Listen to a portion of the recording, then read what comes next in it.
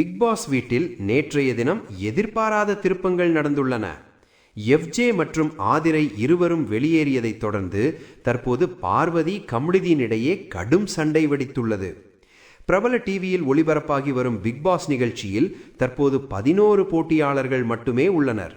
கடந்த வாரம் 13 பேர் இருந்த நிலையில் எஃப்ஜே மற்றும் ஆதிரை வெளியேற்றப்பட்டனர். மைக் மறைத்து பேசுவது, படுக்கை அறையில் ரகசிய உரையாடல், நீச்சல் குளத்தில் தனிப்பட்ட பேச்சு என எல்லை மீறிய நெருக்கத்துடன் இருந்த பார்வதி கமருதீன் ஜோடிக்குள் தற்போது பெரும் மோதல் ஏற்பட்டுள்ளது. இந்த வாரம் ஆதிரையின் பெற்றோர் வீட்டுக்குள் வரவிருந்த நிலையில் அவர் வெளியேறியதால் அந்த அணியில் இருந்த கனி, கமருதீன், பார்வதி இவர்களில் ஒருவரின் குடும்பத்தினர் மட்டுமே உள்ளே வருவார்கள் என தகவல் வெளியாகியுள்ளது. இதுவே பார்வதி கமருதீன் இடையிலான சண்டைக்கு முக்கிய காரணமாக அமைந்துள்ளது. கமருதீன் தன்னை பற்றி பார்வதி திவாகரிடம் பேசியதாக குற்றம் சாட்டி சண்டையிட்டுள்ளார்.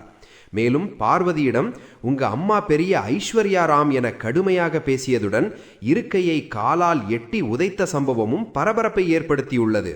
இதனால் ரசிகர்கள் மத்தியில் பார்வதி கமருதீன் காதல் இங்கேயே முடிவுக்கு வருகிறதா என்ற கேள்வி தற்போது தீவிரமாக எழுந்துள்ளது.